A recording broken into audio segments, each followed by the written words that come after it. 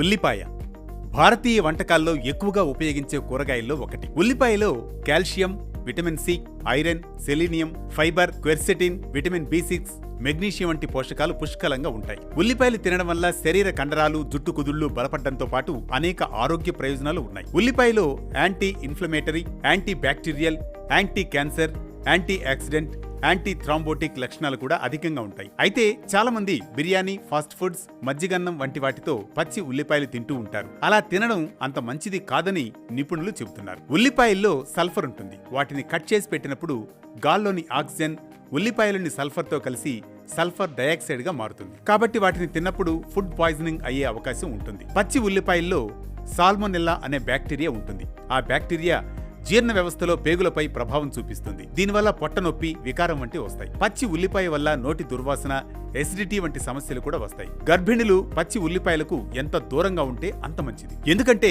పచ్చి ఉల్లిపాయలు వాంతులు, వికారం, ఛాతీలో మంట వంటి లక్షణాలను పెంచుతాయి. ఉల్లిపాయల్లో పొటాషియం అధికంగా ఉంటుంది. పొటాషియం ఎక్కువగా తీసుకోవడం వల్ల కాలేయ వ్యవస్థ దెబ్బతింటుంది. కొంతమందిలో పచ్చి ఉల్లిపాయ తినడం వల్ల మలబద్ధకం సమస్య కూడా వచ్చే అవకాశం ఉంటుంది. ఎప్పుడో ఒకసారి పచ్చి ఉల్లిపాయలు తింటే పెద్దగా సమస్య ఏమీ ఉండకపోవచ్చు, కానీ ప్రతిరోజు తింటేనే ప్రాబ్లం. కాబట్టి సాధ్యమైనంత వరకు పచ్చి ఉల్లిపాయలు తినకపోవడమే మంచిది.